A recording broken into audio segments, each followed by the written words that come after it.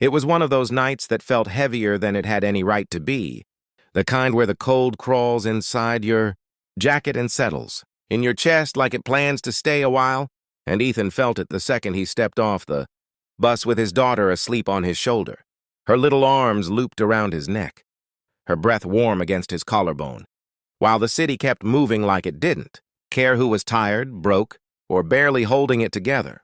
The shelter's lights were still on across the street, buzzing like a bad memory, and the sign taped to the glass said full for the night, the same way it had said every other night that week. And Ethan didn't even slow down because he already knew what it meant. It meant another walk home instead of a warm cot, another apology whispered into his daughter's hair, another promise he hoped she wouldn't remember breaking. Lily stirred, eyes fluttering open, and mumbled, "Daddy, is it raining again?" Even though it wasn't, not really. Just mist hanging in the air like the city couldn't decide what it wanted. "Nah, kiddo," he said, adjusting his grip, forcing a smile she couldn't see. "Just cold doing cold stuff." He cut through the side lot by the shelter, the shortcut everyone took when they didn't want to be seen. And that's when he noticed her, sitting on the low concrete wall with her knees pulled in tight, hoodie soaked through, hair stuck to her face, staring straight ahead like she was waiting for something that had already decided not to show. She didn't look drunk, didn't look high, didn't look like she was hustling or lost in her phone, because she didn't even have one in her hands, just empty fingers laced together like she was, holding herself together out of pure will. Ethan slowed without meaning to. Lily lifted her head and looked too, because kids always see things adults try to miss, and she whispered, "Daddy." "She looks cold," Ethan swallowed. That was the problem right there. Once a kid says it out loud, you can't pretend you didn't notice. He told himself to keep walking, told himself he had enough on his plate, told himself he didn't have room in his life or his apartment or his wallet for one more problem, but his feet didn't listen. And before he knew it, he was standing there, shifting Lily onto his hip, clearing his throat like that might make this easier. "You okay?" he asked, keeping his voice neutral. Not soft, not sharp, just real, the way you talk when you don't want to scare someone off or invite a story you can't carry. The girl blinked like she'd forgotten people still, talked to each other and looked up at him. Eyes tired but sharp, the kind of eyes that had seen more than they wanted to. "I'm fine," she said too fast, which told him everything.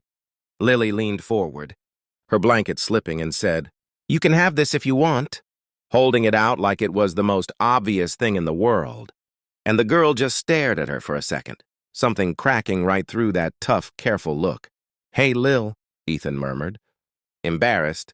"We don't." But the girl shook her head. "It's okay," she said quietly, accepting the blanket with both hands like it was made of glass. "Thank you." Her voice didn't sound like someone who begged. It sounded like someone who wasn't used to asking. Ethan asked the questions he had to, the ones you ask so you can sleep later, where she was headed, if she had someone to call, if she'd tried the shelter. And she answered just enough without really answering anything at all. Said she missed her ride, said she'd be okay in the morning, said she didn't need money, which was always the giveaway. Lily had already scooted closer, talking about her stuffed rabbit like they'd known each other forever. And the girl listened. Actually listened, nodding, smiling in the right places.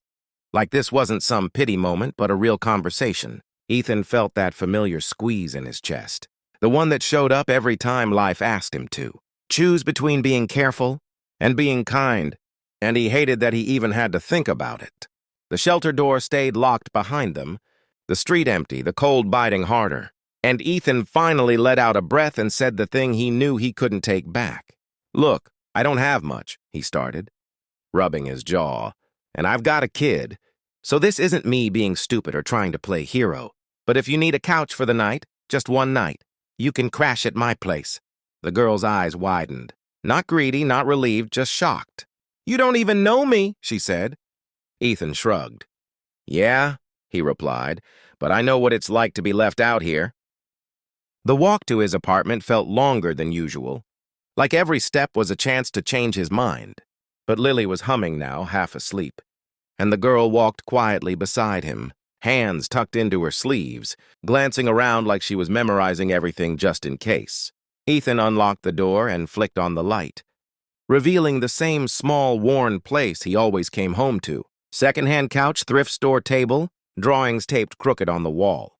And he waited for her face to change, waited for the judgment or the regret, but it never came. She just nodded once, like it was enough. "Couch is yours," he said, setting Lily down and kicking off his shoes. "Bathroom's got hot water if you're quick." And that's about it. "It's perfect," she replied, and he almost laughed, because nobody ever said that about his place unless they meant something else. Lily patted over and handed her the rabbit, serious as a judge. "You gotta keep him safe," she said. "He gets scared at night." The girl knelt down, eye level with her, and promised she would. And something about that promise, the way she said it, made Ethan pause. Later, after Lily was tucked in and the apartment settled into that thin, fragile quiet, Ethan lay awake staring at the ceiling, listening to the sounds of someone else breathing on his couch, wondering if he'd just made the dumbest mistake of his life or the only right choice he'd had in a long time. He didn't know who she was, didn't know where she came from, didn't know that somewhere out there, people were already looking for her, and he definitely didn't know that this one small decision, made on a cold night outside a full shelter, was about to flip his whole world upside down. All he knew was that for the first time in a while, the apartment felt less empty, and that feeling scared him almost as much as it warmed him. Because once you let someone in, even for just one night, you can't pretend they were never there. Morning crept in slow and quiet, the kind of morning that didn't knock, just slid through the cracked blinds and landed soft on the walls. And Ethan woke up before his alarm out of pure habit, heart jumping for half a second as he remembered there was someone else in the apartment. He stayed still, listening, the old floorboard silent, the couch not creaking, just the low hum of the fridge and the distant sound of traffic reminding him the world hadn't paused overnight. Lily was sprawled sideways in her bed, hair everywhere, clutching her pillow like it owed her money. And for a moment, Ethan let himself breathe. Because whatever else happened, she'd slept warm, safe, and that counted for something. When he stepped into the kitchen, he found the girl already awake, sitting stiff on the edge of the couch like she didn't want to take up more space than allowed, hoodie folded neatly beside her. Hair still damp from a shower she clearly rushed through. She looked up fast, like she'd been waiting to be caught existing. "Morning," she said, voice cautious but steady. Ethan nodded, grabbing the cheap coffee from the cabinet. "You sleep okay?" She hesitated, then shrugged. "Better than I have in a while." He didn't push. He never did. Lily wandered in, rubbing her eyes. Stopped dead when she saw her, then broke into a grin like this was the best surprise of the day. "You stayed," she said, like it was a win. The girl smiled back, softer this time. "Looks like it." They ate burnt toast and eggs that were a little rubbery, but nobody complained, and Lily talked enough for all three of them, explaining her school project, and how her teacher said dinosaurs weren't technically monsters, which Ethan disagreed with loudly just to make her laugh. The girl listened, laughed at the right moments, even helped Lily with her shoes, tying the laces neat and double-knotted, and Ethan caught himself watching them, that weird, tight feeling settling in his chest again. Because this wasn't supposed to feel normal, and yet it kind of did. Ethan told her she could hang around until he got back from his shift. No pressure, no expectations. Just a place to sit and breathe for a few hours. And she nodded like she didn't trust the offer to stick. "I won't be in the way," she said quickly. He gave her a look. "You're already here," he replied. Hard to be more in the way than that. It earned a real laugh, quick but genuine. And that laugh lingered in his head longer than it should have while he walked Lily to school and headed off to work. The whole shift dragged. He messed up orders, stared off into space, caught hell from his supervisor, and still couldn't stop thinking about the girl on his couch, wondering if she'd bolt, wondering if she'd be gone by the time he got back, and hating himself a little for caring either way.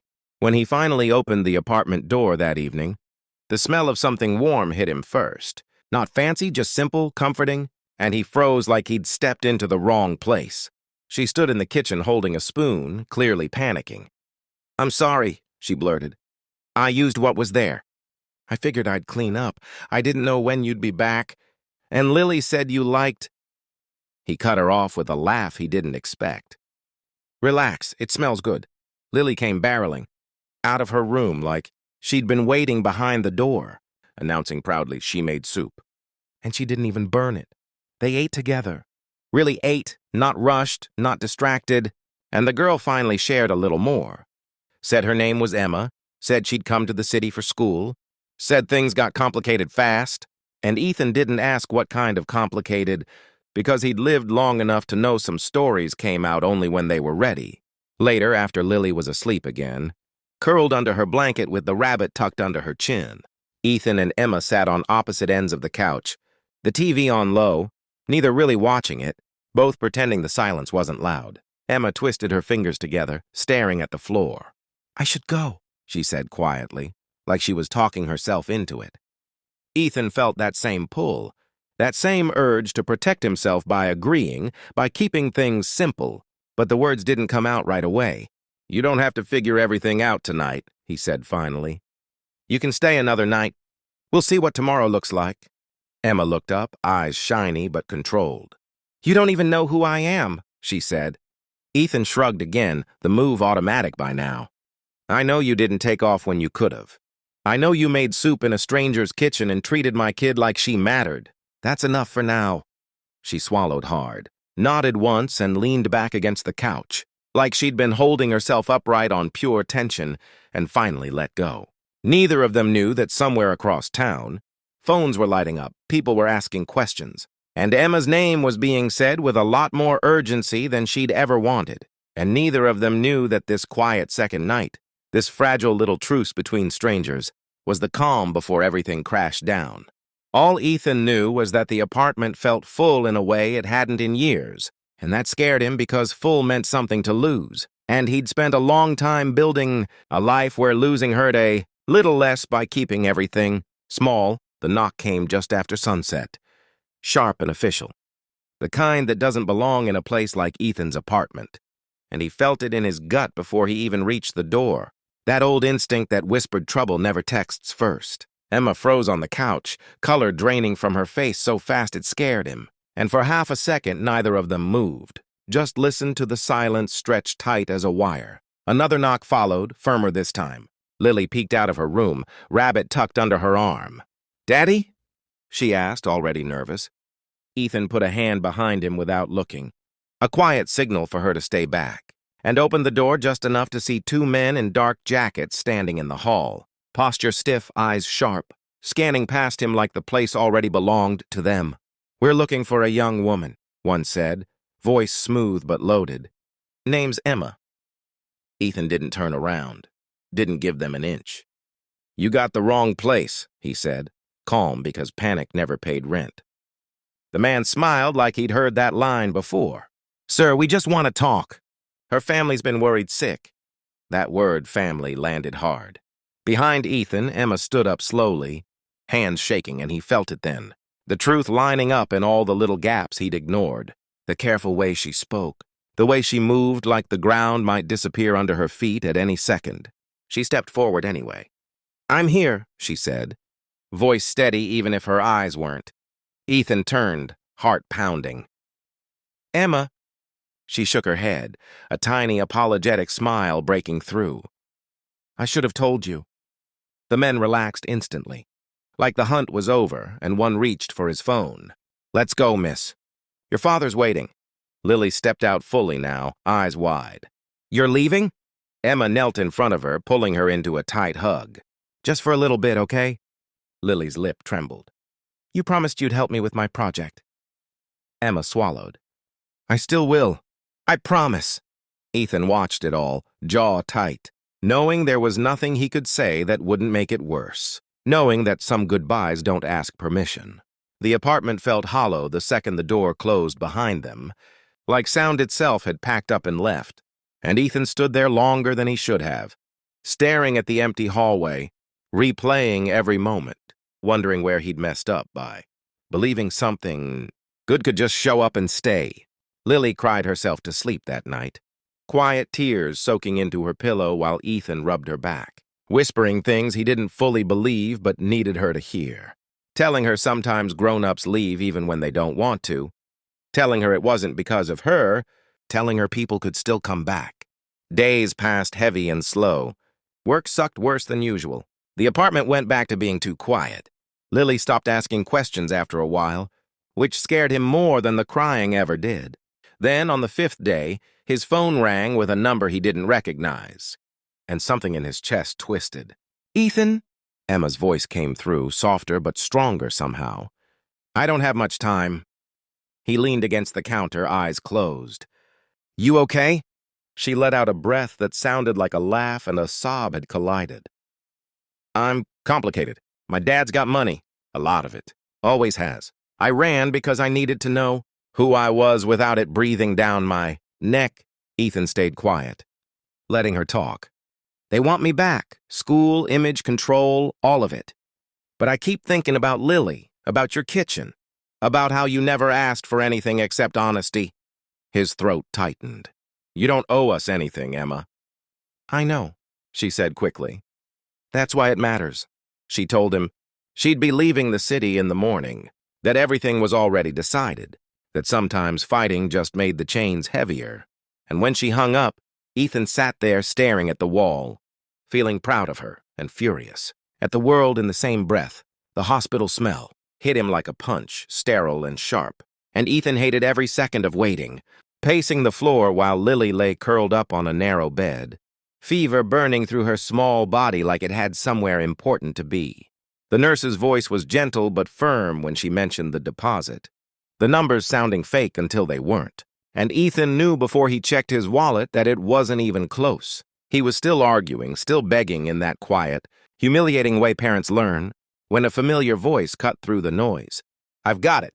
He turned, stunned, and there she was, hair pulled back, eyes fierce, a presence that felt bigger than the room itself. Emma didn't look at him as she handed over her card. Didn't hesitate, didn't explain, just did what needed doing. Later, when Lily was sleeping easier, machines beeping steady like a promise, Ethan finally spoke. "You didn't have to." Emma sat beside him, shoulders slumping now that the adrenaline was gone. "I wanted to." He looked at her, really looked at her, saw the girl who'd slept on his couch, the woman standing in front of him and everything in between. "They're not going to let you stay, are they?" She shook her head slowly. "Not tonight. Not like this." Silence settled, heavy but honest. Emma stood, brushing her jacket smooth. "I don't know what the future looks like," she said, "but I know this part was real." She leaned down, kissed Lily's forehead gently, then met Ethan's eyes. "Thank you for giving me a place to breathe." He nodded. Because words were useless right then. As she walked away, Ethan felt it again, that familiar ache. But this time it came with something new, something stubborn and bright. The kind of hope that sticks around even when it hurts. Because sometimes the richest thing you can give someone isn't money or answers or a perfect ending. It's one safe night, one honest connection, and the courage to believe that even after goodbye, life still has a way of circling back when you least expect it. Life didn't magically get easier after the hospital night. It just got louder in quieter ways. Bills stacking up on the counter. Lily's cough lingering longer than the doctor promised. And Ethan learning how to smile through it. Because that's what dads do when the world keeps swinging. Weeks passed, then months, and Emma became this strange mix of memory and motivation. The kind of person you don't talk about much but think about at stoplights and in the middle of the night when sleep won't land.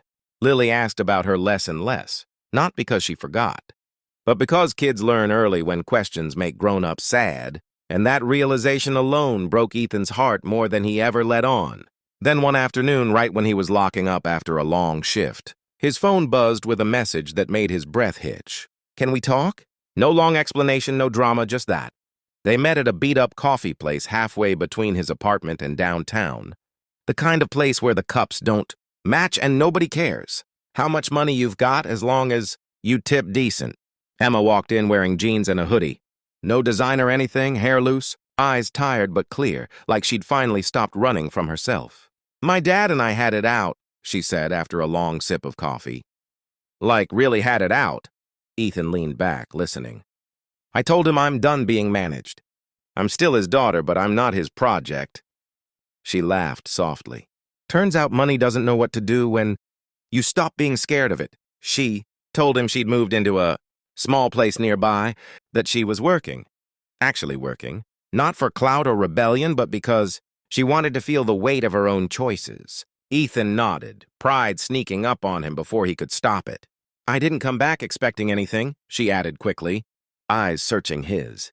I just didn't want the last thing between us to be goodbye. They took it slow after that, real slow. Like people who'd both been burned in different ways and weren't trying to collect new scars. Just honest conversations, shared meals, Emma helping Lily with homework while Ethan pretended not to watch how naturally she fit into their rhythm. Lily warmed up fast, because kids always know when something's real. And one night she looked up from coloring and said, real casual, so are you staying now? Emma froze, glanced at Ethan, then smiled. If it's okay with you guys. Lily shrugged like it was obvious. Cool. We need someone who doesn't burn pancakes. Ethan laughed, a deep, surprised sound because for the first time in a long while, the future didn't feel like a threat. It felt like a conversation.